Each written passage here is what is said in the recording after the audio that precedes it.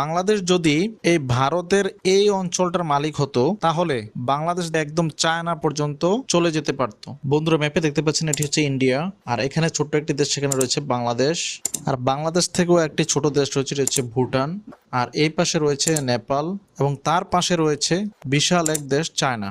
আমরা যদি ম্যাপটা একটু জুম করে দেখি বন্ধুরা, এখন বাংলাদেশ যদি এই ভারতের এই অঞ্চলটার মালিক হতো, এই যে শিলিগুড়ি করিডোর রয়েছে, তারপরে সিকিম রাজ্য রয়েছে, এই অঞ্চলটার মালিক যদি বাংলাদেশ হতো কোনোভাবে, তাহলে বাংলাদেশ দেখতে পাচ্ছেন লম্বালম্বিভাবে একদম চায়না পর্যন্ত চলে যেতে পারত। অর্থাৎ বাংলাদেশের সাথে নতুন আরো 3টি দেশের বর্ডার হয়ে যেত। এক হচ্ছে এই যে ভুটানের বর্ডার, সেকেন্ড হচ্ছে চায়নার সাথে বাংলাদেশের বর্ডার, তারপর হচ্ছে এই নেপালের সাথে বাংলাদেশের বর্ডার, আর এই পাশে তো ইন্ডিয়া রয়েছেই। এবং আরও একটি বর্ডার হয়ে যেতে পারতো যদি এই ভারতের এই 7 সিস্টার্স আলাদা হয়ে নতুন একটি দেশ হয়ে যায়, তাহলে কিন্তু বাংলাদেশের সাথে আরও একটি দেশের বর্ডার হয়ে যেত।